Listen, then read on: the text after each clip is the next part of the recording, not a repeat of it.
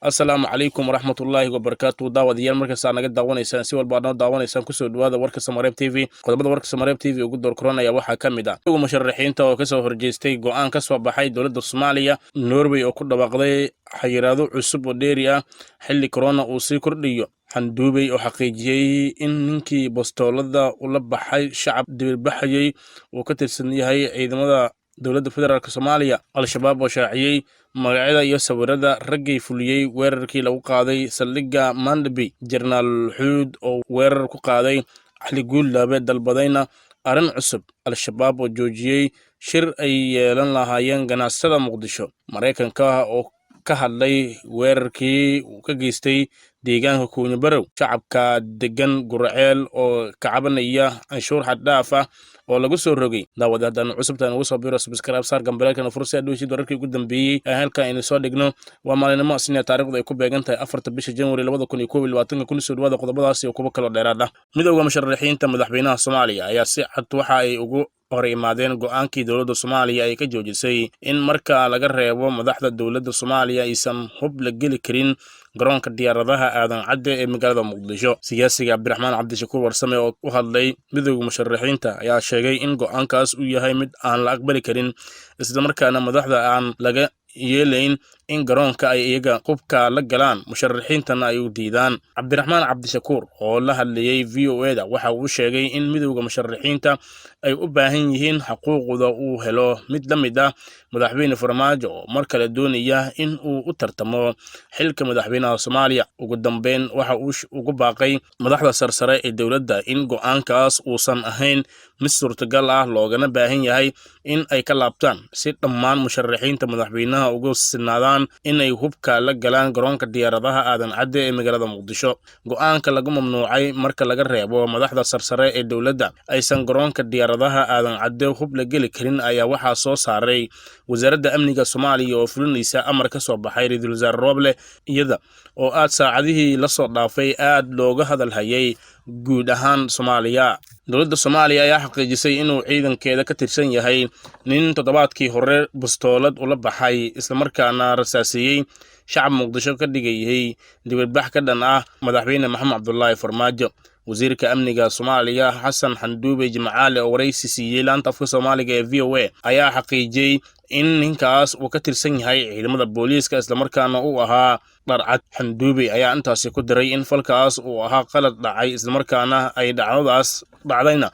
la soo xiray ninka falkan ka dambeeyay iyada oo hadda sugayo in la marsiiyo sharciga sida uu hadalku u dhigay shacabka uu rasaasiyay ninkan ayaa ahaa taageerayaasha xisbiga wadajir ee uu hogaaminayo Cabdiraxmaan Cabdishakuur Warsame waxayna u badnaayeen gabdho dhinaca kale Xanduubey ayaa sheegay in dowladda aysan diideyn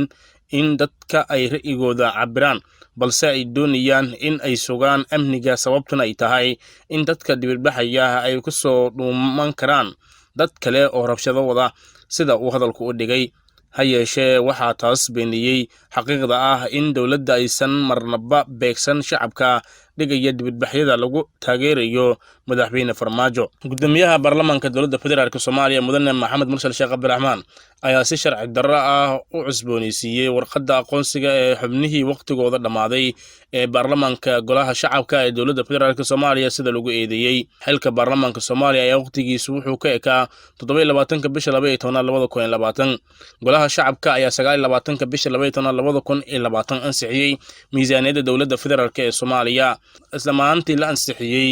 miisaaniyadda 2021 ayaa waxaa loo cusboonaysiiyay kaarka aqoonsigooda oo loogu daray hal sano wuxuuna kaarkoodu dhacaya 31 bisha 12 sanadkan in ku guda jirno 2021 sababta ka dambaysa ayaa loo fasiran karaa in doorasho aysan wadanka ka dhici doonin isla markaana madaxweyne Farmaajo iyo kooxdiisana ay si xukumi doonaan dalka kooxda al-shabaab ayaa baahisay magacyada iyo muuqaalada raggii fuliyay weerarkii 5 Janaayo 2020 looga qaaday saldhigga ciidamada Mareykanka ee deegaanka Mandabey ee dalka Kenya ragga ay magacyadooda iyo muuqaaladooda baahiyeen shabaabka ayaa kala ah kow Moulana Faruq Moulana Maxamed al-Muhaajir hogaamiyii kooxda una dhashay dalka Yemen labo Abubakar al-Muhaajir oo u dhashay dalka Tanzania saddex Ali Maxamed Ali qaduumi almuhaajir oo ka soo jeeda dalka Ethiopia kana soo jeeda qabiilka Burji balse ku dhashay kuna barbaaray magaalada Nairobi. 4 Cabdiweli Maxamed Ibrahim Mualim Umar oo ka soo jeeda gobolada Bay iyo Boqol isla markaana ahaa taliye ku-xigeenkii kooxda weerarka fulisay. 5 Adam Iman Yusuf Abdul Karim Al-Nasri oo ka soo jeeda gobolada Bay iyo Boqol. Al-Shabaab ayaa sidoo kale baahisay codka amiirka xarakada Al-Shabaab Ahmed Umar Abu Ubayda oo uu kaga hadlayay weerarkaas lana shaacin taariikhda la duubay codkaasi. Abu Ubayda ayaa sheegay inuu si dhow ula shaqeeyay dhalinyaradan weerarka ku qaaday saldhigga Manda Bay isagoo ku amaanay inay tusaale yihiin dhalinyarada kale sida uu hadalku u dhigay. Weerarka Manda Bay ayaa waxaa lagu dilay 3 qof oo Mareykan ah oo isugu jira 2 qandaraasle iyo askar ka tirsan ciidamada Mareykanka. Waxaa sidoo kale lagu dhaawacay askari kale oo Mareykan ah. Kadib weerarka, dowladda Kenya ayaa sheegtay in la dilay 5 dagaalyahan oo ka tirsanaa kuwii weerarka soo qaaday isla markaana la qabtay 5 kale. General Abuukar Xaaji Warsame Xuud oo hogaamiya jabhadda ka soo horjeeda maamulka cusub ee Hirshabelle ayaa mar kale weerar xoogan oo afka ah ku qaaday madaxweynaha cusub ee maamulkaas Cali Guulaabe oo ku tilmaamay shakhsi la soo dirsaday. General Xuud ayaa sheegay in Cali Guulaabe uu soo dirsaday madaxweyne Farmaajo isla markaana uusan ahayn shakhsi qiimo leh oo hankiisa ku koray kursiga u sareeya ee maamulka Hirshabelle. Sidoo kale waxa uu madaxweyne Cali Guulaabe ku sifeeyay cunug la soo dirtay oo ay ka dambayso dowladda federaalka isla markaana uusan u aqoonsanayn madaxweynaha Hirshabelle. Waxa uu xusay in uu ku gacan seeray dalab ugu yimid dowladda oo ahaa inuu tago magaalada Muqdisho si xal looga gaaro tabashooyinkiisa kaasi oo u bandhigay wasiirka arrimaha gudaha oo dhowaan socdaal ku tagay Hirshabelle isla markaana la kulmay jarnaalka. Waxa kale oo uu si cad u sheegay inuusan marnaba ogolaanayn in uu u safro Muqdisho si uu kulmo uu la qaato madaxda dowladda, balse uu goobtiisa ku sugayo madaxda sarsare ee qaranka si xal kama dambaysa looga gaaro xiisadda maamulka Hirshabelle oo ka sii dartay. Xuud ayaa ugu dambeyntii carabka ku adkeeyay in xiisadda Hirshabelle uusan wada hadal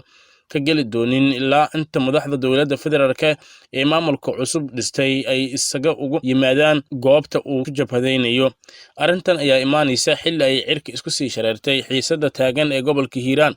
ee u dhaxaysa ciidamada dowladda federaalka iyo jabhadda uu hogaaminayo General Xuud, iyada oo dhowr mar uu dagaal ku dhacmaray duleedka magaalada Beledweyne. Ilwareed loo kalsoon yahay oo ka tirsan ganacsatada Soomaaliya ayaa warbaahinta u sheegay in laga joojiyay shir ay magaalada Muqdisho ku yeelan lahaayeen ganacsatada kuwaas oo damacsanaa in ay soo dhaweeyaan kala dirista rugta ganacsiga Soomaaliya. Shirkan ayaa 29kii bishii hadda dhamaatay ee December la damacsanaa in lagu qabto hoteelka Saytuun ee suuqa Bakaaraha, waxaana sidoo kale la diiday inta badan hoteelada Muqdisho in ay martigeliyaan. Si rasmi ah looma oga sababta Al-Shabaab ay ugu diidaan ganacsatada Muqdisho in ay taageeraan kala dirista rugta ganacsiga Soomaaliyeed. Hase yeeshee waxaa la sheegayaa in Al-Shabaab ay si weyn u